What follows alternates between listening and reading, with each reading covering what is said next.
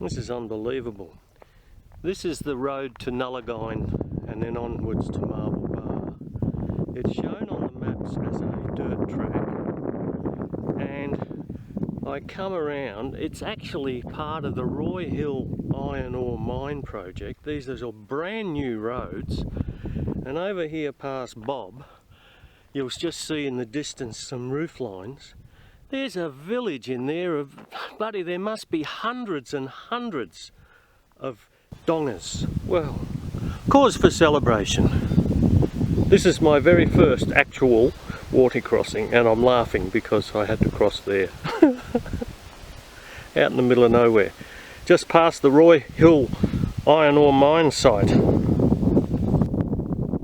This is one of the quite frequent railway crossings now that you're finding out here in the outback. All due to the mining boom.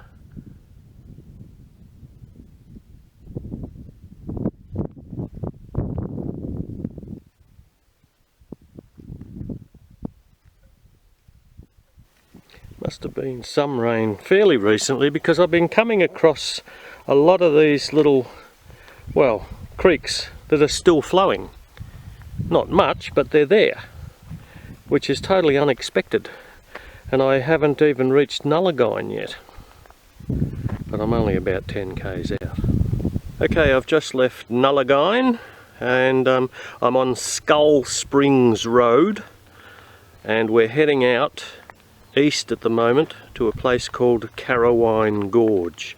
This is actually a four-wheel drive track, so we're right out in the outback now. Beautiful day yet again. This is really spectacular country, but I don't know whether it's coming out on the sound, but in the distance you can hear machinery, and over those hills they're obviously going to be starting another mine.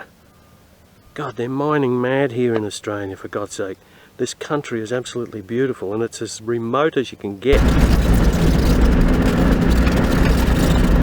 We're on Skull Creek Road out of Nullagine, heading towards Carawine Gorge. Carawine Gorge, I think it's called.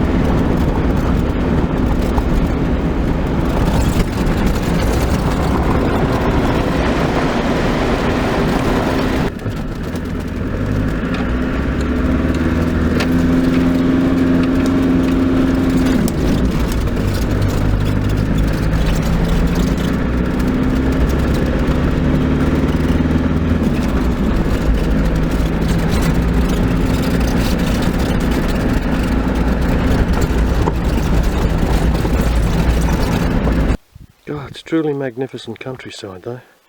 Rugged but beautiful. Look at the colours in those rocks.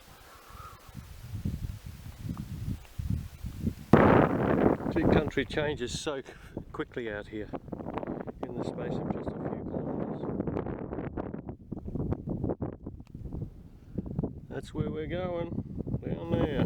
Okay, this is my first challenge really. This is the first major water crossing, although I've had information from somebody who's already come through here this morning to go through, but I might walk it first. Well, I walked across it, it's just under knee deep towards my left hand as we view it across there, so we're going to have a go. Well, that was my first test, and Bob passed with flying colours.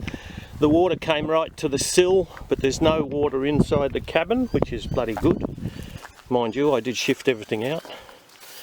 And here's where we just came through, so well done, Bob.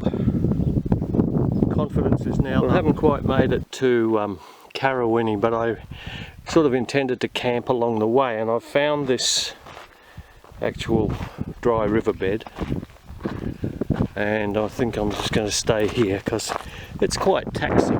This is where we are, and it's reasonably solid underfoot. However, over here it's quite soft, so I'll have to be careful in the morning. The road is just between those two trees there, going off to the left where those rocks are at the edge. But I've only seen one car the whole day travelling in the opposite direction, and I spoke to those people. They directed me to another camp spot, but it was a water crossing, and I waded through it, and it was even deeper than the big river thing that I came through, so I wasn't going to chance it. In fact, I think the fellow who recommended it said that he had to winch himself out. I wasn't going to be in that. I'm sitting on this campsite on, I think it's called the Oakover River, and here's one of these magnificent Brahman bulls. It's the second one to walk across the dry riverbed where I'm camped. Look at that magnificent animal.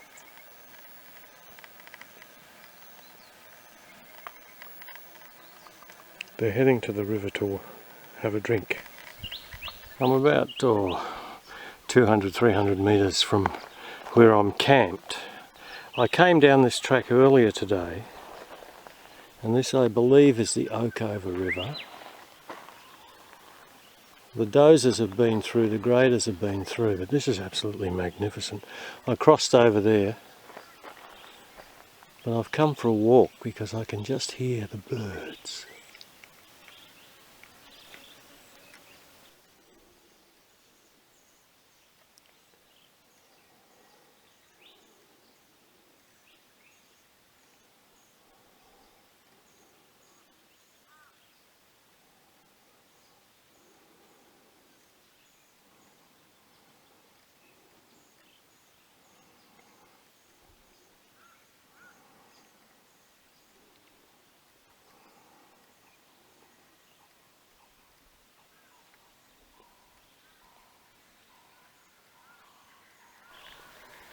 Oh, I'm so lucky to have actually had the opportunity to come through here.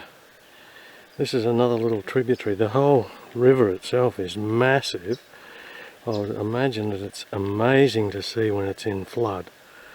And this is part of the road. This is the bit that surprised me because I wasn't expecting this. And I came down that road and I saw these trees and areas in the distance, and I thought, oh, I've got to stop here. Well, I finally made it to Carawine Gorge. I've parked the Land Rover up a track, and this is it. Not really that very inspiring. I'll have a wander over in that direction and see what else is around. Pretty rough track to get down a little track a little bit better, further rather, and this is what we've come to. Beautiful.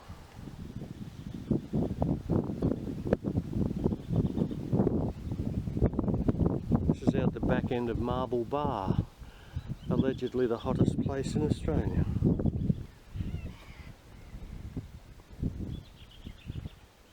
Well, I've managed to get Bob down that track at the Carawine Gorge, and I've sort of tentatively parked him here. I'm now going to have a little bit of a wander, see if there's any better campsites, but this is pretty ideal. I have my telephoto lens, but I just had to put this onto video. I haven't got the smaller one. I've left that back at the car, but I've come for a walk down here at the Carawine Gorge, and this is where I am.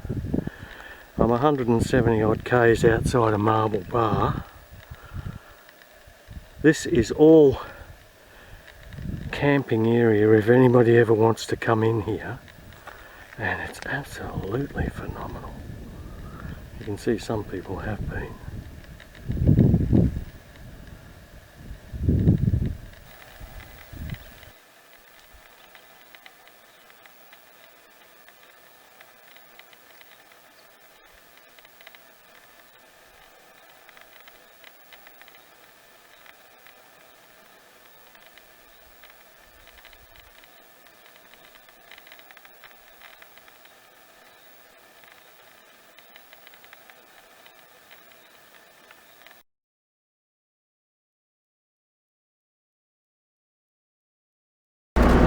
This is Carawine Gorge on the Marble Bar Port Headland Road. Quite an eerie little place and very, very slow travelling too. Woo, up and down like a little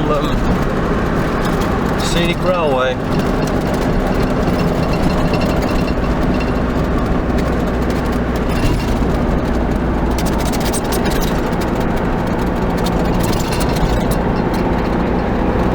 The Grey River Rest Area. And all the overnighters are all getting ready to move out. I'm having a cup of tea. Or actually it's coffee. Anybody would think that's all I did here. And there's a helicopter in the background somewhere too.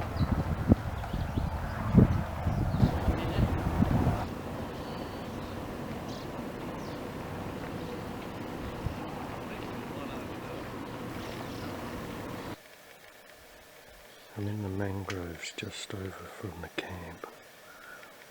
It's probably just a little bit early in the day to catch a lot of the bird life, because it's the sun's up now and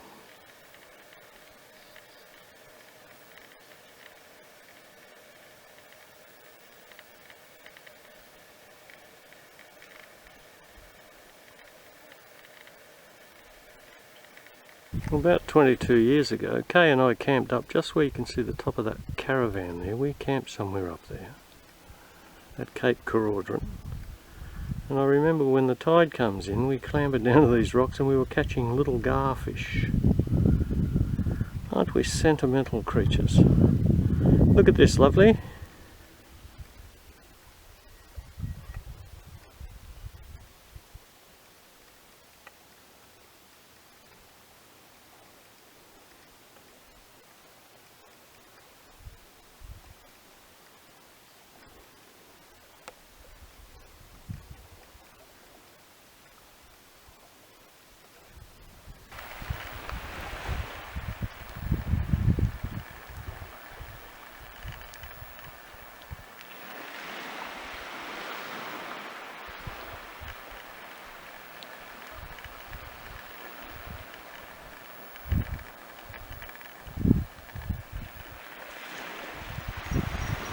This is where I was this morning, and the tide has come in a little bit, not much, surprisingly actually, because high tide was about 10 minutes ago, allegedly.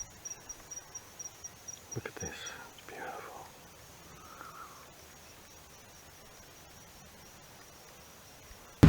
Cape Keraudren, low tide.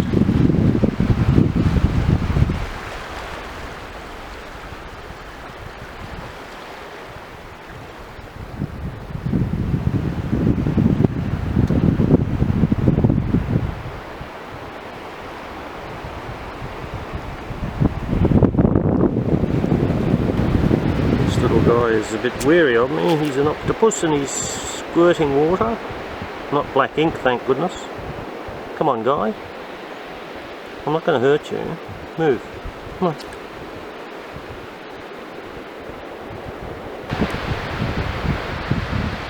I don't know if this is a blue-ringed octopus. I don't see any blue rings, but I better be careful just in case.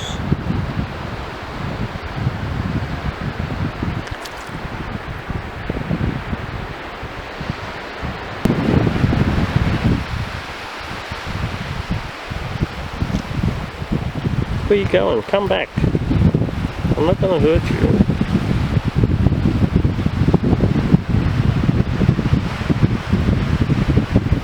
This guy's a different colour from the other couple that I've seen. Get him to move. Come on. He's blended in with the sand. Camouflage, mate. On the road to Lombadina on the Dampier Peninsula, and there's a lot of traffic coming the other way, and it kicks up all this bull dust, which slows you down, plus the fact that the road is shit. We're off that really rough section.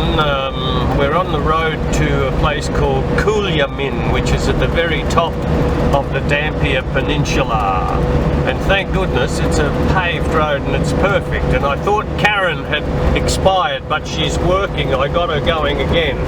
I think she was just overheated.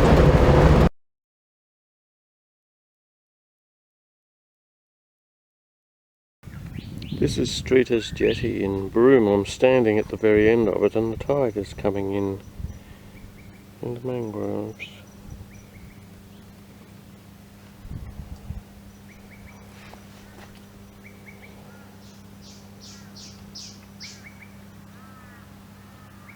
I've been here about 20 minutes now and the tide has really risen. It's going to be a 10.03 metre tide today evidently, but that won't complete rising for about another hour.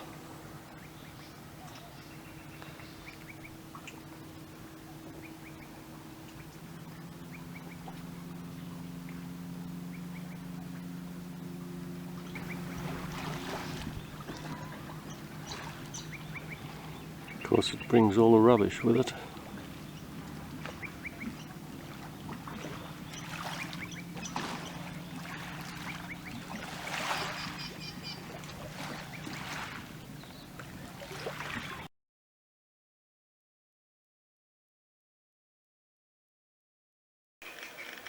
Fruit bats.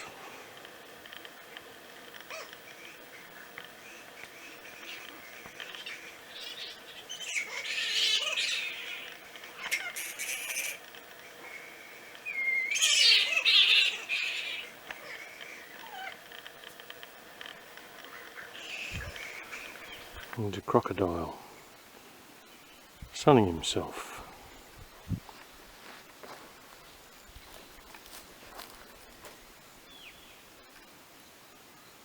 We came back earlier and he was turned the other way, so he's obviously alive, he's not plastic. And he's liable to make a big jump.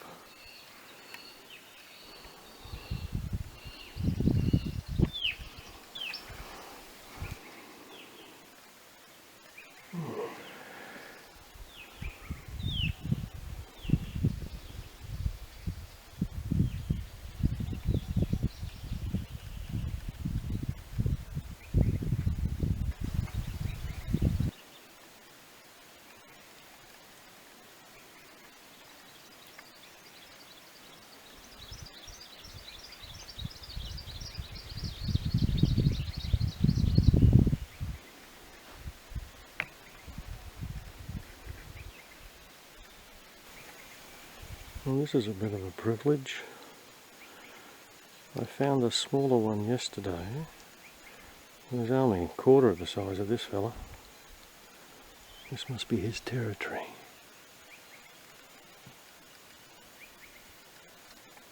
All this water here.